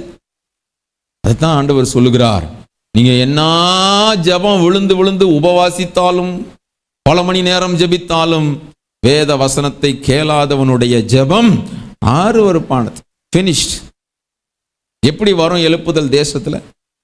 பிரசங்கிக்கிறவர்களுக்குள்ளேயே வேத வசனத்தை இல்லையே, எப்படி வரும்? சரி, இது நான் பேசினா ரொம்ப வேதனையை கொட்டிடுவேன். நீதிமொழிகள் அடுத்தது மூன்றாவது ஒரு காரியம். முதலாவது, பாவம் தேவனிடத்திலிருந்து நம்மை ஜெபத்தை கேட்கக்கூடாதபடி பிரிக்கிறது. இரண்டாவது, வேத வசனத்தை கேளாமல் நாம் இருக்கும்போது அது பிரிக்கிறது. மூன்றாவது, நீதிமொழிகள் 1வது அதிகாரம் 28வது வசனம். நீதிமொழிகள் 1:28. அப்பொழுது அவர்கள் என்னை நோக்கி கூப்பிடுவார்கள், அவர்கள் என்னை நோக்கி கூப்பிடுவார்கள், நான் மறு உத்தரவு கொடுக்க மாட்டேன், நான் மறு உத்தரவு கொடுக்க மாட்டேன். அவர்கள் அதிகாலையிலே என்னை தேடுவார்கள், அவர்கள் அதிகாலையில என்னை தேடுவார்கள், என்னை காண மாட்டார்கள், என்னை காண மாட்டார்கள். இந்த வசனம்லாம் நிறைய பேருக்கு புதுசா இருக்கிற மாதிரியே இருக்கும். இப்படி வசனம்லாம் நம்ம படிச்சதே இல்லையே அப்படின்னு. நமக்கு தெரிஞ்சதெல்லாம் அதிகாலையில என்னை தேடுகிறவன் என்னை கண்டடைவான். அதே ஆண்டவர் தான் சொல்றாரு. ஆமா, இங்கேயும் அதே தான் சொல்றாரு. அவர்கள் என்ன செய்வாங்களாம்? என்னை நோக்கி கூப்பிடுவார்கள், நான் என்ன செய்ய மாட்டேன்? மறு உத்தரவு கொடுக்க மாட்டேன். அவர்கள் அதிகாலையில் என்னை தேடுவார்கள், கண்டடைய மாட்டார்கள். எதுக்கு? வாசிங்க 24ஆம் வசனம். அதே அதிகாரம் 24வது வசனம். நான் கூப்பிட்டும் நீங்கள் கேட்க மாட்டோம் என்கிறீர்கள், நான் என் கையை நீட்டியும் கவனிக்கிறவன் ஒருவனும் இல்லை, என் ஆலோசனையை எல்லாம் நீங்கள் தள்ளி கடிந்து கொள்ளுதலை வெறுத்தீர்கள். ஆமா, இப்படியே ஆண்டவர் பேசிட்டே வந்துட்டு தான் சொல்றாரு, நான் கூப்பிடுறேன், நீ ஒருத்தனும் கேட்க மாட்டேங்கிற. நான் எத்தனையோ நேரம் உனக்கு ஆலோசனை தரேன், என்னுடைய ஆலோசனையெல்லாம் நீ தள்ளிடுற, அப்புறம் எப்படி நான் உன் பேசுறதை கேட்பேன் அப்படின்னு ஆண்டவர் ரொம்ப பர்சனல் டச்சோட பேசுறார். நம்ம சொல்லுவோம்ல நம்ம பிள்ளைங்கள்ட்ட, நான் சொல்ற ஒரு வார்த்தைக்கு கீழ்ப்படுகிறது கிடையாது, ஆனா அது வேணும் இது வேணும்னு மட்டும் வந்து நின்ற வேண்டியது அப்படின்னு சொல்றோம்ல, அதே தான் ஆண்டவர் சொல்றார். நம்ம டைலாக்கே தான், நம்ம என்ன நம்ம பிள்ளைங்கள்ட்ட சொல்றோமோ அதே டைலாக ஆண்டவர் நம்மள்ட்ட சொல்றார். அவர் எவ்வளவு அழகா சொல்றாரு பாருங்க. நான் கூப்பிடுறேன்பா, நான் கூப்பிடுறேன், நீங்க என்ன செய்ய மாட்டேங்கிறீங்க? கேட்க மாட்டேறீங்க. நான் என் கையை நீட்டி நீட்டி கூப்பிடுறேன், ஒருத்தன் கூட என்ன செய்ய மாட்டேங்கிறீங்க? கவனிக்க மாட்டேங்க. ஆண்டவர் எப்படி ஒரு கண்ணீரோட சொல்றாரு பாருங்க. நான் கையை நீட்டி நீட்டி கூப்பிடுறேன், ஒருத்தனும் கேட்க மாட்டேறீங்க. அடுத்து சொல்றாரு, என் ஆலோசனை எல்லாம் தள்ளி. இது யார் எழுதுறது? யார் எழுதுறது? சாலமோன். ஏன் சந்தேகமா இருக்கா? ஆமா, நீதிமொழிகள்ல பெரும்பகுதி சாலமோனுடைய வார்த்தைகள் தான். எசேக்கியா ராஜாவின் மனுஷர் பேழ்த்து எழுதின வார்த்தை, இன்னும் வேற சில வார்த்தைகள்லாம் இருந்தாலும் இதெல்லாம் சாலமோனுடைய வார்த்தை தான். அந்த சாலமோன் தான் எழுதுறாரு, என் ஆலோசனையெல்லாம் நீங்க தள்ளினீங்கன்னா நான் கேட்க மாட்டேன்னு ஆண்டவர் சொன்னதை அவர் எழுதுறார். சரியா? அவருடைய வாழ்க்கையில இருந்தே பார்ப்போமா? அவர் ஆலோசனையை தள்ளினாரா தள்ளலையா? சொல்லுங்க. எத்தனை தடவை ஆண்டவர் சாலமோன்ட்ட பேசினார்? 2 முறை பேசினார். எதுக்கு பேசினாரு? 1 ராஜாக்கள் 11ஆம் அதிகாரத்தை முழுசும் வீட்டில் போய் வாசிங்க. சரியா? நம்ம எல்லாருக்கும் தெரியும், சாலமோன் முதலாவது தேவாலயத்தை கட்டினவர் தான் தெரியும். அதே 1 ராஜாக்கள் 11ஆவது அதிகாரம் 8, 9, 10, 11, 12 இதெல்லாம் வாசிக்கும் போது அவர் எத்தனை ஒய்ஃப் கட்டியிருந்தாரு? ஆமா, 700 மனைவி 300 மறுமனையாட்டிகள்லாம் கட்டி வச்சிருந்தாரு. அப்படி எப்படி அந்நிய தேசத்தில் அவர் கட்டி வச்சிருந்தாரோ, அவங்க மனைவிமார் வணங்கின எல்லா தெய்வத்துக்கும் கோயிலையும் கட்டினார். இப்பதான் ஆண்டவர் சொல்றாரு, அதே 1 ராஜாக்கள் 11ஆவது அதிகாரத்துல ஆண்டவர் 2 முறை தரிசனம் கொடுத்து, நீ செய்யாத, நீ இது தவறு தவறு தவறு சொல்லி 2 முறை தேவனே நேரடியாக பேசின போதும் அவன் கீழ்ப்படியாமல் போனதினால் என்ன நடந்தது? ஒன்றாக இருந்த ஒரு தேசத்தையே ஆண்டவர் 2ஆக பிரிக்க வேண்டியதாயிற்று.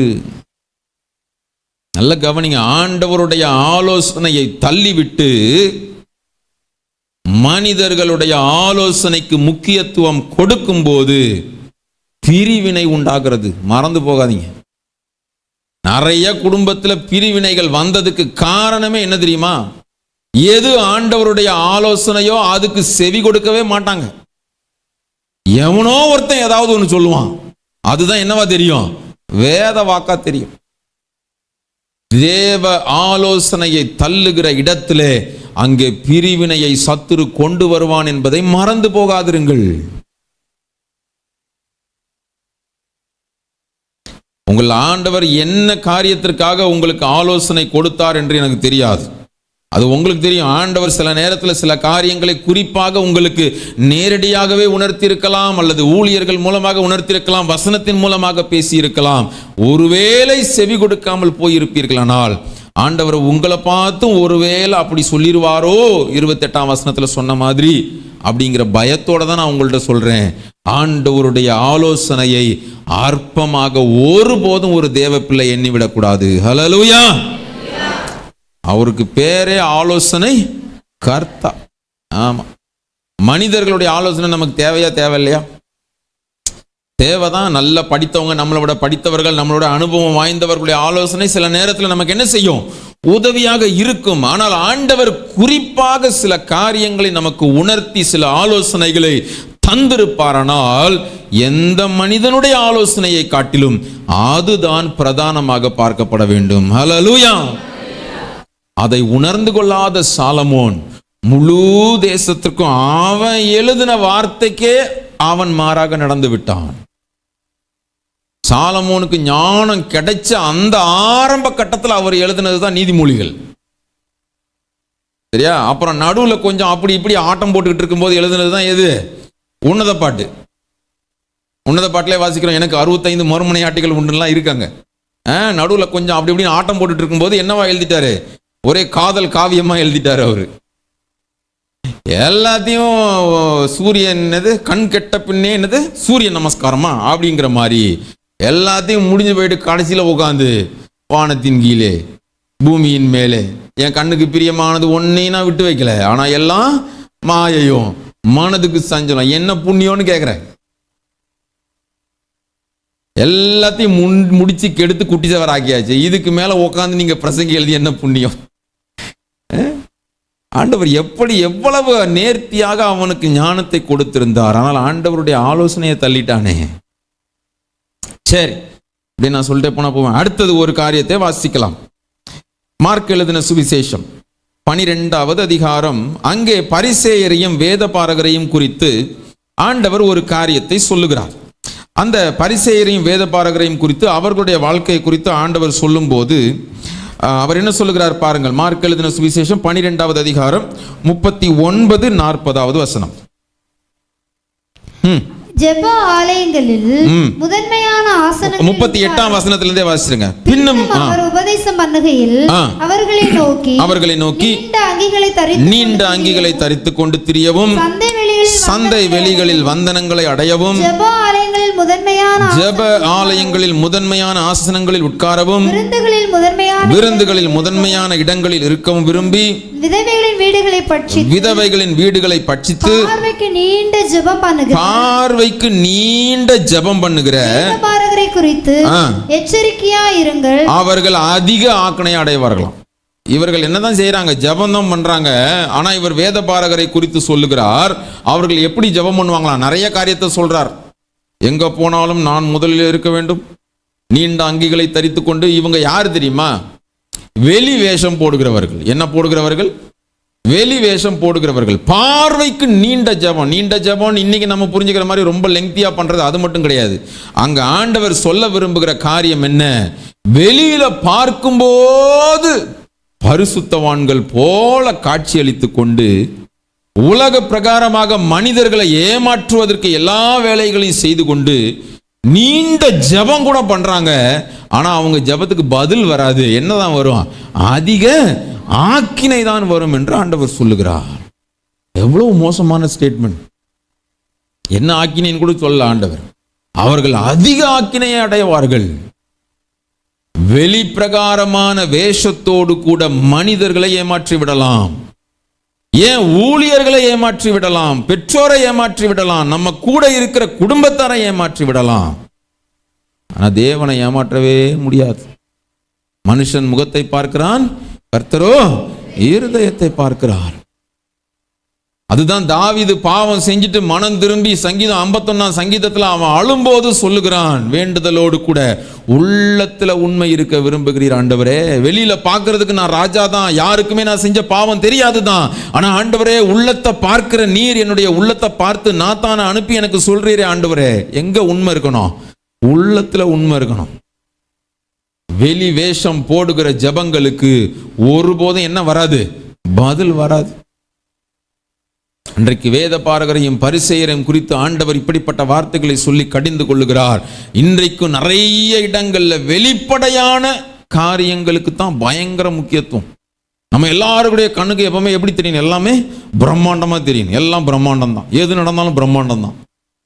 ஆண்டவர் இந்த பிரம்மாண்டம் வெளியே காண்பிக்கிற இந்த டெக்கரேஷன் டிசைன் இதெல்லாம் பார்த்து என்ன பண்ண மாட்டார். நமக்கு வேணா வீடியோவுக்கு நல்லா இருக்கும், போட்டோவுக்கும் நல்லா இருக்கும்.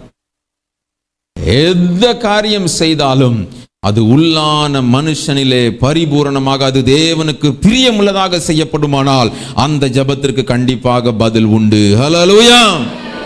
ஆமா, முதல்ல என்ன சொன்னேன்? பாவம் நம்ம பிரிக்கிறது.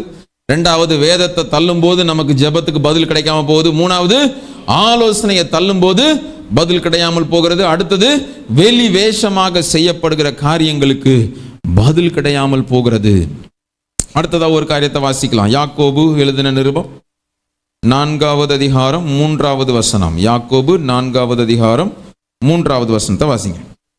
நீங்கள் விண்ணப்பம் பண்ணியும் உங்கள் இச்சைகளை நிறைவேற்றும்படி செலவழிக்க வேண்டும் என்று தகாத விதமாய் விண்ணப்பம் பண்ணுகிறபடினால், ஆமா, தகாத விதமாய் விண்ணப்பம் பண்ணுகிறபடினால் பெற்றுக்கொள்ளாமல் இருக்கிறீர்களாம். அந்த என்ன தகாத விதம்ன்றதுக்கு அவர் முதல்ல சொல்லிட்டாரு, உங்கள் இச்சைகளை நிறைவேற்றும்படி. இன்னைக்கு நம்முடைய பல ஜபங்கள் எதுக்கு மாறி போச்சுன்னா, நம்முடைய சொந்த இச்சைகளை நிறைவேற்றும்படி மாறி போச்சு. தேவ சித்தத்தை நிறைவேற்றும்படி அல்ல, நம்முடைய மாம்ச இச்சைகளை நிறைவேற்றும்படி சுயநலமான ஜபங்களாக மாறி போனது. நம்முடைய தேவைகளுக்காக ஜபிக்கணும் தான், நல்லதுதான். ஆனா அந்த தேவையின் தாக்கம் எங்க இருந்து வந்துச்சு? உண்மையிலே தேவைன்றதுனால வந்துச்சா அல்லது நான் இச்சித்ததனால வந்துச்சா? நீங்கள் கேட்டுக்கொள்வது எதுவோ அதை கொடுப்பேன்னு ஆண்டவர் சொல்றாரு. ஆனா அதை விட மேலான அனுபவம், ஆண்டவர் கொடுப்பதை நான் பெற்றுக்கொள்ளுகிறேன் என்று சொல்லி விட்டு கொடுப்பதற்கு பாருங்க, அது அதை விட மேலான அனுபவம். ஹல்லேலூயா. ஆண்டவர் நம்முடைய ஜெபத்தை பார்த்து சந்தோஷப்படுறாரா? இவன் எப்ப பார்த்தாலும் அவன் விரும்பினதையே கேட்கறான்னு சொல்றாரா, அல்லது என்னுடைய இஷ்டத்துக்கு அவன் விட்டு கொடுக்குறானா? ரெண்டையும் பேலன்ஸா வைங்க. சில நேரத்தில் நமக்கு இது தேவைன்னு சில காரியம் தோணும், அதை ஆண்டவர்கிட்ட கேட்கறது தப்பு இல்லை. ஆனால் அது எதனால உண்டானது? இச்சையினால் உண்டானதா? நம்ம அந்த காயினுக்கு பிரச்சனையே என்னன்னா, அவனுடைய காணிக்கை அங்கீகரிக்கப்படாம போனது கிடையாது.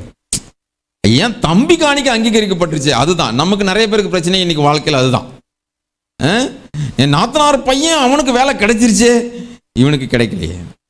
அப்படி கிடையாது நம்ம ஜெபம். நம்ம பிள்ளைக்கு ஆண்டவர் எதை வச்சிருக்காரோ அதை கொடுக்கணும், அப்படி ஜெபம் பண்ணுங்க. அப்படி பாருங்க, அவனுக்கு அது நடந்துருச்சே இவனுக்கு நடக்கலையே, அப்படி கிடையாது. நம்ம யாரு கூட நம்மளை வச்சு கம்பேர் பண்ண ஆரம்பிச்சோம்னா நம்முடைய மாம்ச இச்சையின்படி தான் செயல்பட ஆரம்பிச்சிருவோம். அதுதான் இச்சையா மாறிடும். அவனுக்கு நடந்த மாதிரியே உங்களுக்கு நடக்கணும்னு ஜெபம் பண்ணீங்கன்னா ஆண்டவர் வைத்திருக்கிற மேலானதை இழந்து போவீர்கள். மறந்து போகாதீங்க. ஹல்லேலூயா. எனக்கு குறித்ததை நிறைவேற்றி முடிப்பவர் நீரேன்னு பாட்டு பாடிடலாம். பாட்டு பாடும்போது தான் நம்ம நிறைய பொய் சொல்றோம்ல. எனக்கு குறித்ததை நிறைவேற்றி முடிப்பவர் நீரே, அப்படி நல்லா தான் இருக்கு பாடுறதுக்கு. ஆனால் எத்தனை பேர் உண்மையில அப்படி விட்டு கொடுத்துருக்குறோம்? ஆமா, கொஞ்சம் கஷ்டம்தான். வாசிக்கலாமா இன்னொரு வசனத்தை? 1 யோவான் 3ஆம் அதிகாரம் 22வது வசனத்துல யோவான் அழகா எழுதுறாரு பாருங்க. 1 யோவான் 3ஆம் அதிகாரம் 22வது வசனம். 1 யோவான் 3:22. அவருடைய கற்பனைகளை நாம் கைக்கொண்டு அவருக்கு முன்பாக பிரியமானவைகளை செய்கிறபடினால் நாம் வேண்டிக் கொள்ளுகிறது எதுவோ ஆமா, அதுதான் ரகசியம். எத்தனை பேருக்கு புரிஞ்சிச்சு? அவருக்கு பிரியமானவைகளை செய்கிறதை நாடும் போது நாம் வேண்டிக் கொள்ளுகிறது எதுவோ அப்படியே கிடைக்குதாம். ஆமா, அந்த கண்டிஷனை முன்னாடி போட்டுக்கோங்க. ஆண்டவரே, அவருக்கு முன்பாக பிரியமானவைகளை செய்ய, என்னுடைய மாம்ச இச்சையினால் அல்ல, என்னுடைய இருதயம் எதை விரும்புகிறதோ அதற்காக அல்ல, அவருக்கு பிரியமானவைகளை செய்வதற்கு நான் நாடும் போது. சரி, அடுத்ததாக ஒரு வசனத்தை வாசிக்கலாம். லூக்கா எழுதின சுவிசேஷம் 18வது அதிகாரம். லூக்கா 18வது அதிகாரம் 10வது வசனத்திலிருந்து வாசிங்க பாப்போம். அங்கே 2 பேர் ஜெபிக்க போகிறார்கள். அங்க என்ன நடக்குது? மனுஷர் ஜெபம் பண்ணும்படி தேவாலயத்திற்கு போனார்கள். ஒருவன் பரிசேயன், மற்றவன் ஆயக்காரன். பரிசேயன் என்று தேவனே நான் பரிகாரர், அநியாயக்காரர், விபச்சாரக்காரர் ஆகிய மற்ற மனுஷரை போலவும் இந்த ஆயக்காரனை போலவும் இராததினால் உம்மை ஸ்தோத்திரிக்கிறேன். வாரத்தில் 2 தரம் உபவாசிக்கிறேன். என் சம்பாத்தியத்தில் எல்லாம் தசம பாகம் செலுத்தி வருகிறேன் என்று தனக்குள்ளே ஜெபம் பண்ணினான். அந்த எண்டிங் ரொம்ப முக்கியம். அவர் யாருக்குள்ள ஜெபம் பண்ணினார்? தனக்குள்ளே தான் ஜெபம் பண்ணினான். ஏற்கனவே மார்க்ல வாசிச்சோம், வெளிப்பிரகாரமாக பார்வைக்கு நீண்ட ஜெபம் பண்ணுகிறவர்கள் ஆண்டவர் அங்க சொன்னாரு. இங்க ஒருத்தனை காட்டுறாரு ஆண்டவர். அவன் வந்து ஆலயத்துல நின்று தான் ஜெபம் பண்றான். ஆனா எங்க ஜெபம் பண்றான்? தனக்குள்ளே ஜெபம் பண்றான். இப்ப பாக்குறவங்க என்ன நினைச்சிருப்பாங்க? இப்போ யாரோ ஒருத்தர் ஆலயத்து வாசல் நின்று அப்படியே கண்ணை மூடி பயபக்தியாக நிற்கிறாருன்னு வச்சுக்கோங்களேன். நீங்கள் என்ன நினைப்பீங்க? அல்லது பாஸ்டரே வராரு, பார்க்குறவங்க என்ன நினைப்பாங்க? ரொம்ப பயபக்தியாக ஜோம் பண்ண அப்படின்னு நினைப்பாங்க. ஆனால் ஆண்டவர் அவன் என்ன ஜோம் பண்ணான்னு எழுதிட்டார். நீ தனக்குள்ளே ஜோம் பண்ணாலும், நீ என்ன ஜோம் பண்ணுறன்னு வெளியே உள்ளவங்களுக்கு தெரியாமல் இருந்தாலும், பக்கத்தில் இருக்கிறவங்களுக்கு தெரியாமல் இருந்தாலும், பக்கத்தில் உட்காந்துக்கிட்டு இந்த பக்கத்தில் இருக்கிற இவங்களை போட்டு தள்ளுங்க ஆண்டவரேன்னு சொன்னாலும், அவங்களுக்கு தெரியாட்டாலும் ஆண்டவருக்கு என்ன செஞ்சிடும்? தெரிஞ்சிடும். அவன் என்ன வார்த்தை சொன்னான்றது எல்லாத்தையும் எழுதிட்டார். நான் வந்து அவனை மாதிரி கிடையாது, இவனை மாதிரி கிடையாது, இவளை மாதிரி கிடையாது, அவளை மாதிரி கிடையாது, எல்லாரும் கடைசியில் மற்ற மனுஷரை போல கிடையாது அப்படின்லாம் எழுதிட்டு அவர் சொல்றாரு. அவரு நான் அவங்கள மாதிரி கிடையாது, இவங்கள மாதிரி கிடையாது, இவங்கள மாதிரி கிடையாதுன்னு சொல்லிட்டு அவர் என்ன சொல்றாரு பாருங்களேன். அவர் சொல்ற காரியம் இன்னும் ரொம்ப ஆச்சரியமா இருக்குது. வாரத்தில் 2 தரம் உபவாசிக்கிறாராம். எத்தனை பேர் 2 தடவை உபவாசிக்கிறீங்க? யாராவது கை தூக்குங்க. ஆமா, நம்ம நாலாம் மாசத்துல ஒரு தடவை கூட கிடையாது. நான் உண்மையை தான் சொல்றேன்.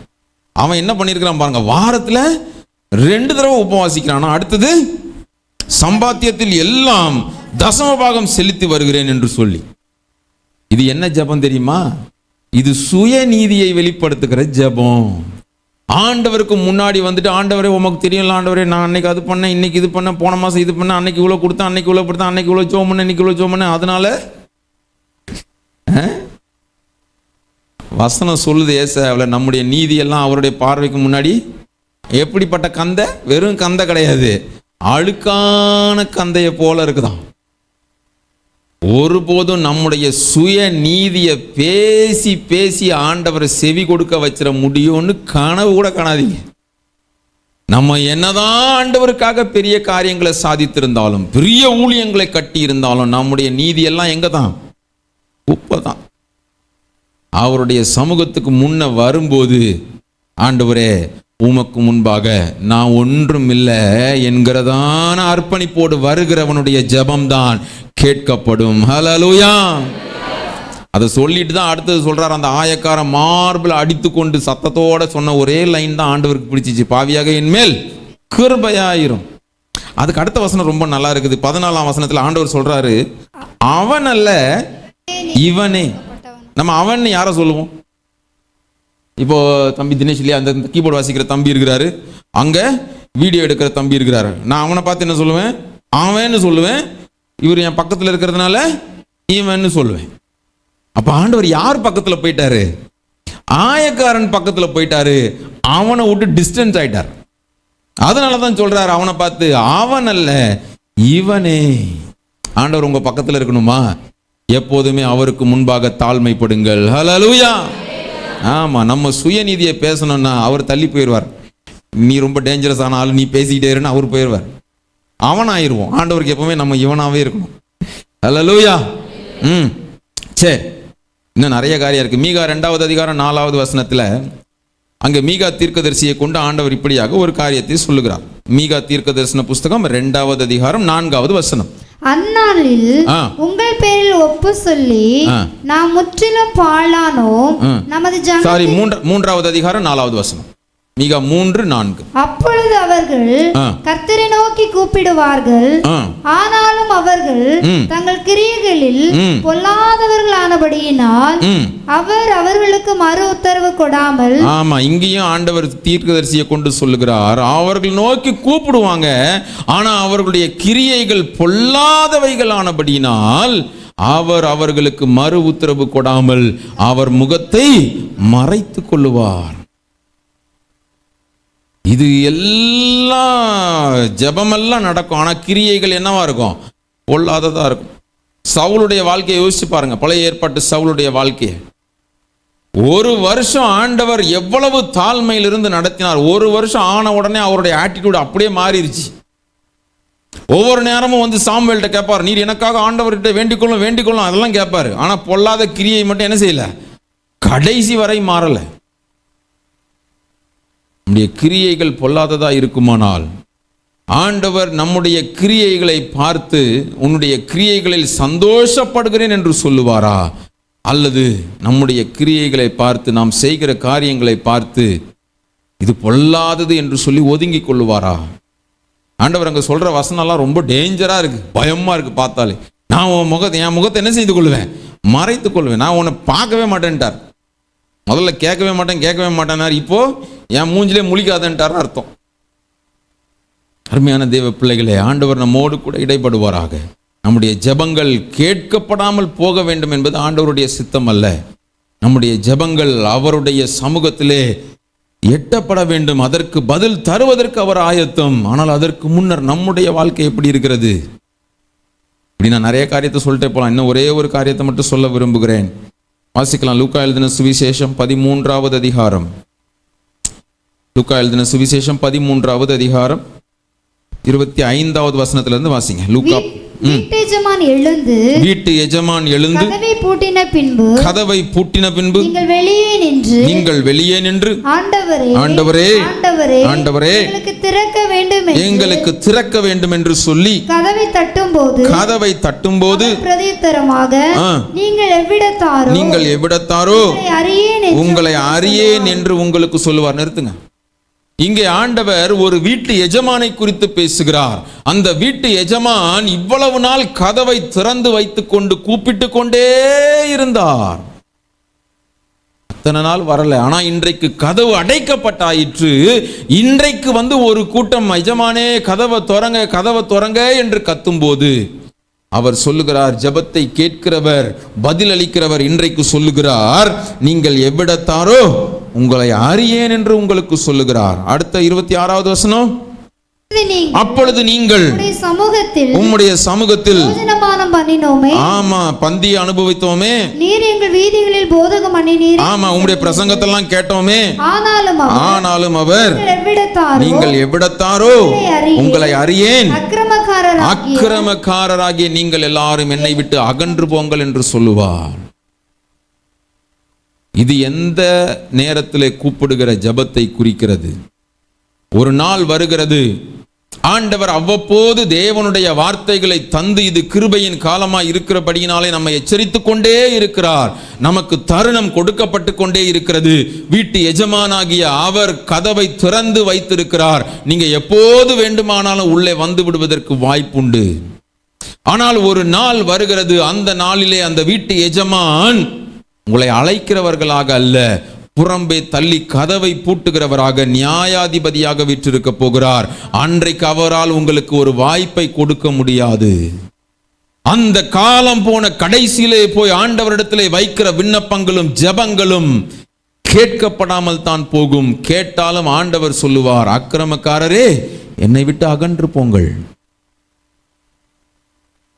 அந்த நிலைமைக்கு தேவ ஜனம் ஒருபோதும் போய்விடக்கூடாது என்பதனால்தான் ஆண்டவர் இப்படிப்பட்ட எச்சரிப்பின் வார்த்தைகளை எழுதி வைத்து உங்களோடும் என்னோடும் கூட ஒவ்வொரு நாளும் அவர் இடைப்பட்டு கொண்டிருக்கிறார்.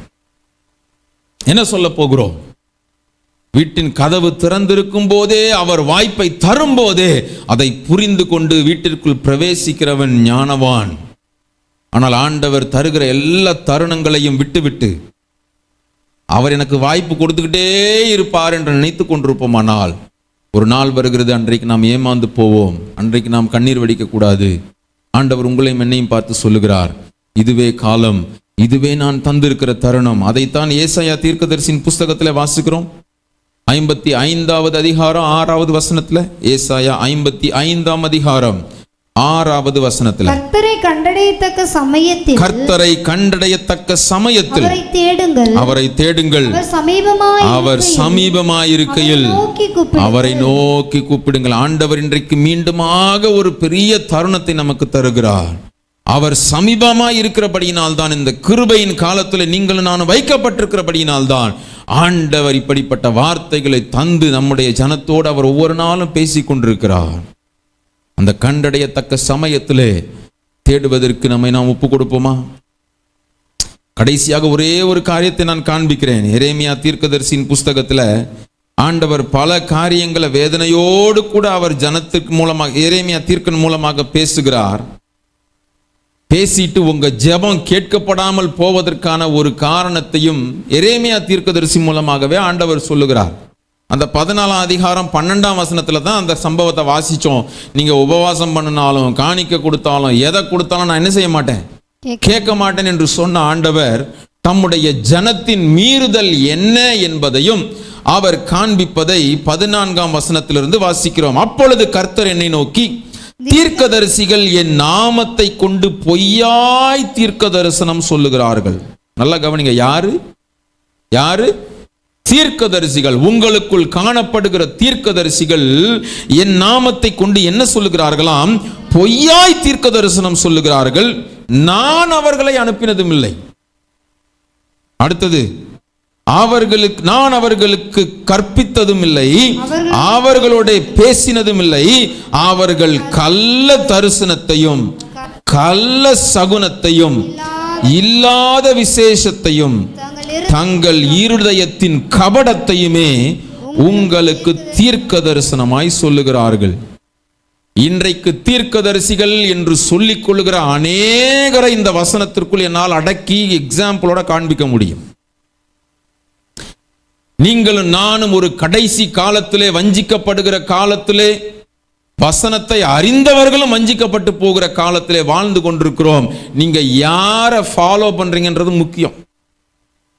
சும்மா மேடை போட்டு பேசுற எல்லாரையும் தீர்க்கதரிசிகள் என்று ஏற்றுக்கொள்ளுவோமானால், அந்த வசனம் சொல்லுது, 15ஆம் வசனத்துல ஆண்டவர் சொல்றாரு தீர்க்கதரிசிகளுக்கு என்ன செய்ய போறேன்னு சொல்றாரு. 16வது வசனத்துல அவர்களிடத்திலே தீர்க்க தரிசனம் கேட்கும் ஜனங்களும் பட்டயத்துக்கு தப்ப மாட்டார்கள் என்று சொல்லுகிறார். வேதத்திற்கு புறம்பான எந்த ஒரு காரியத்தையும், அது எப்பேற்பட்ட பெரிய தேவ மனிதன் என்று சொல்லுகிறவனுடைய வாயிலிருந்து வந்தாலும் அதை நிதானித்து அறிகிற ஒரு பக்குவம் தேவ பிள்ளைகளுக்கு இன்றைக்கு அவசியம். அது இல்லாமல் ஜனங்களை போய் தீர்க்க தரிசனத்தின் மூலமாக தங்களுடைய இருதயத்தின் விசேஷத்தை சொல்லி, ஆண்டவர் சொல்லாத காரியங்களை சொல்லி. நேத்து எனக்கு வாட்ஸ்அப்ல ஒரு மெசேஜ் வந்துச்சு, ரொம்ப வேதனையா சொல்றேன். இளம் வயதிலே ஆண்டவர் அவரை எடுத்து அற்புதமாக பயன்படுத்தினார். நான் பல முறை அங்க போய் பிரசங்கம் பண்ணியிருக்கிறேன். எந்த பிரதிபலனும் பாராமல், எந்த எதிர்பார்ப்பும் இல்லாமல், இப்படி ஒரு சின்ன ஆரம்பத்தில் ஆண்டவர் இவரை அழைத்திருக்கிறாரே என்று சொல்லி, இப்ப ஆண்டவர் கொஞ்சம் உயர்த்தி வெளியெல்லாம் தெரிய ஆரம்பிச்ச உடனே வேதத்திற்கு சம்பந்தம் இல்லாத காரியங்கள், இப்ப ஒரு வியாபாரம் ஆரம்பிச்சிருக்கிறார் அவரு. என்னது? ஸ்பிரிட் வாட்டர், ஆவியின் தண்ணீராம். நம்ம வாட்டர் பாட்டில் எவ்வளோக்கு வாங்குறோம்? 20 ரூபாய்க்கு வாட்டர் பாட்டில் வாங்குறோம். அந்த ஆவியின் தண்ணீராம். அவர் ஏதோ அபிஷேகத்தை இறக்கி இருக்கிறாராம் அந்த தண்ணிக்குள்ள. அந்த ஆவியின் தண்ணீர் 2 பாட்டில் 400 ரூபாயாம். அதையும் வாங்குற பேதை ஜனங்கள் இன்றைக்கு கிறிஸ்தவத்திலே உண்டு. ஏன்னா வேதமும் தெரியாது, வசனமும் தெரியாது.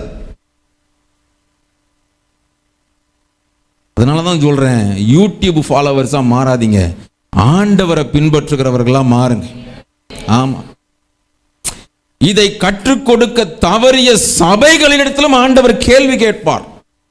எப்படி இந்த ஜனங்கள் இப்படி பேதைகளாக மாறி போனார்கள்? எங்க போட்டிருக்கு வேதத்துல? நான் உனக்கு தண்ணியில் அபிஷேகத்தை இறக்கி தருவேன், அதை நீ போய் பாட்டில் போட்டு வியின்னு சொல்லி. சரி, அப்படியே நீ விற்கிற, ஆண்டவர் அதை உண்மையாவே அபிஷேக தண்ணீரா மாட்டினார்னே வச்சுக்கோமே. 20 ரூபா பாட்டில் தண்ணீரை 20 ரூபானே விற்க வேண்டியதானே? அது ஏன் 2 பாட்டில் 400 ரூபாய் ஆச்சு, ஏன் 10 மடங்காச்சு விலை? அது 6 பாட்டில் வாங்கினா ஆஃபர் 1100 ரூபாயாம். எங்க போய் சொல்றது? கேட்கிற நமக்கே இவ்வளவு இதுவா இருக்கே, ஆண்டவர் எவ்வளவு வேதனைப்படுவார். தேவ நாமத்தை சொல்லி பொய் தீர்க்க தரிசனம் உரைக்கிற ஜனங்களால் நடத்தப்படுகிற ஜெபங்கள் அது கேட்கப்படாமல் தான் போகும். பிசாசு தான் பதில் கொடுத்துக்கிட்டு இருப்பான். அந்த வசனத்துல போட்டிருக்குது 14வது வசனத்துல, அவர்கள் கள்ள தரிசனத்தையும் கள்ள சகுனத்தையும் இல்லாத விசேஷத்தையும் தங்கள் இருதயத்தின் கபடத்தையுமே தனக்கு ஆதாயம் உண்டாக்கி கொள்ளும் வண்ணமாகத்தான் இன்றைக்கு காரியங்கள் செய்யப்படுகிறது. அதனாலதான் ஆண்டவர் சொல்றாரு, நீ என்ன பண்ணாலும் அப்படிப்பட்ட கூட்டத்தில் இருப்பன்னா உன் ஜெபம் கேட்கப்படாது. பிசாசின் ஆவியின் மூலமாக சில அற்புதங்கள் நடப்பது போல காட்சியளித்து விடலாம். ஆனால் கடைசி நாளிலே வீட்டு எஜமான் கதவை அடைப்பார். அன்றைக்கு அக்கிரம சிந்தைக்காரரே, உங்களை நான் அறியேன் என்றுதான் ஆண்டவர் சொல்லுவார். தேவ ஜனங்கள் எச்சரிக்கப்படுவோமாக. எச்சரிக்கையாக ஆண்டவருடைய வார்த்தையை புரிந்து கொண்டு செயல்பட வேண்டிய ஒரு காலத்தில் இருக்கிறோம். அதைத்தான் ஆண்டவர் சொல்லுகிறார், கர்த்தரை கண்டடையத்தக்க சமயத்தில் தேடுங்கள், அவர் சமீபமாயிருக்கையில் அவரை அண்டிக் கொள்ளுங்கள். அப்படியே எல்லாரும் கண்களை மூடி கர்த்தரை நோக்கி பார்க்கலாமா? அப்படியே எல்லாரும் முழங்கால் படிங்க பார்ப்போம். கேட்கிறவர், நம்முடைய தேவன் ஜெபத்திற்கு பதில் அளிக்கிறவர். அதே நேரத்தில் நம்முடைய பாவங்கள், நம்முடைய அக்கிரமங்களே நமக்கும் தேவனுக்கும் நடுவாக ஒரு பிரிவினையாக நின்று விடக்கூடாது. அது உங்களுடைய ஜெபத்தை தடை பண்ணிவிடக் கூடாது. உங்களுடைய ஜெபங்களுக்கு பதில் வராதபடிக்கு நம்முடைய அக்கிரமம், நம்முடைய பாவமும் அதற்கிடையிலே ஒரு பிரிவினையாக நின்று விடக்கூடாது. வேதத்தை தள்ளுகிறவனுடைய ஜெபத்தை ஆண்டவர் வெறுக்கிறாரே. இந்த நாளில் ஒரு தீர்மானம் எடுங்க. ஆண்டவரே, உங்களுடைய வேதத்தை நான் நேசிக்கணும், உங்களுடைய வேதத்தை நான் வியாசிக்கணும், உங்களுடைய வேதத்தை நான் தியானிக்கணும். ஆண்டவரே, உங்களுடைய வேதம் காட்டுகிற வழியில நடக்கணும் ஆண்டவரே என்று ஒப்பு கொடுங்க. எந்த நிலைமையில உங்களுடைய ஆலோசனையை நாங்கள் தள்ளிவிடக்கூடாது ஆண்டவரே. ஆண்டவரே, உலகத்தாருடைய ஆலோசனையை காட்டிலும், உலக மனிதர்கள் தருகிற ஆலோசனையை காட்டிலும் உங்களுடைய ஆலோசனை பெரிதல்லவா. அந்த ஆலோசனையை நாங்கள் ஒருபோதும் தள்ளிவிடக்கூடாது ஆண்டவரே. ஆண்டவரே, என்ன செய்வது என்று தெரியாமல் கலங்கி நிற்கிற உம்முடைய பிள்ளைகளுக்கு ஆண்டவரே, இந்த நாளில் அவர்கள் ஒப்பு கொடுத்திருக்கிறபடியினால் உம்முடைய ஆலோசனையை நீ தருகிறதற்காக நன்றி ஆண்டவரே. வெளி வேஷமான ஜெபங்களை ஆண்டவர் வெறுக்கிறார். நம்முடைய இருதயம் எப்படி இருக்கிறது என்று தான் பார்க்கிறார் ஆண்டவர். நம்முடைய சுய நீதிகளை எல்லாம் பார்க்கிறதில்லை. நம்முடைய நீதி எல்லாம் பிரதானப்படுத்தக்கூடாது. நம்முடைய நீதி எல்லாம் அவருடைய பார்வைக்கு முன்பாக அழுக்காகவும் கந்தையாகவும் இருக்கிறது. அதே நேரத்தில் ஆண்டவருடைய சமூகத்தில் சொல்லுங்க, ஆண்டவரே, ஆண்டவரே, உம்முடத்திலே தாழ்மையோடு கூட விண்ணப்பம் பண்ணுகிறவனாக, உம்முடைய சமூகத்திலே வரும்போது தாழ்மையின் சிந்தையோடு கூட உம்மை தேடுகிறவனாக என்ன மாற்றுங்க ஆண்டவரே. கடைசி காலத்தில் வருகிற எல்லா வஞ்சகத்தையும் புரிந்து கொண்டு வேதத்திற்கு புறம்பான காரியங்கள் எல்லாவற்றையும் விலகுவதற்கு ஆண்டவரே, உம்முடைய பிள்ளைகளுடைய கண்களை நீ திறப்பீராக. ஆண்டவரே, சத்துருவானவன் கொண்டு வருகிற எல்லா வஞ்சனையின் ஆவிகள், வஞ்சனையின் உபதேசங்கள், சபையை பின்னுக்கு இழுக்கிற எல்லா வேதத்திற்கு புறம்பான அனுபவங்களையும் கர்த்தர் புரிந்து கொள்ள சபை மக்களுக்கு நீங்க உதவி செய்வீராக ஆண்டவரே. ஒரு நாள் வீட்டெஜமான் கதவை சாத்தும் போது நாங்கள் ஒவ்வொருவரும் இந்த வசனத்தை கேட்ட ஒரு தேவ பிள்ளை கூட ஆண்டவரே வெளியே நின்று கூடாது ஆண்டவரே. நாங்கள் உம்மோடு கூட நின்று, உமக்கு அருகையில் நின்று உம்மோடு கூட ஆளுகை செய்கிறவர்களாக ஆண்டவர் நீர் எங்களை மாற்றும்படியாக ஜெபிக்கிறோம். ஒருவேளை நீங்க யோசித்து கொண்டு வந்திருக்கலாம், என்னுடைய ஜெபங்கள் கேட்கப்படாமலே போய்விடுமோ என்று சொல்லி. ஆண்டவர் ஆனால் மீண்டுமாக உங்களுடைய இருதயத்தை தைரியப்படுத்த விரும்புகிறார். நீங்களும் நானும் ஒரு ஜெபத்தை கேட்கிற ஒரு ஆண்டவரை ஆராதிக்கிறோம். அல்லேலூயா.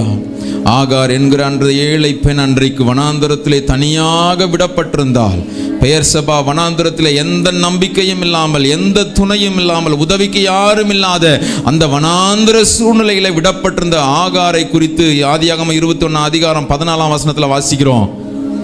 அவள் தனியாக உட்கார்ந்து சத்தமிட்டு அழுதாள் என்று சொல்லி.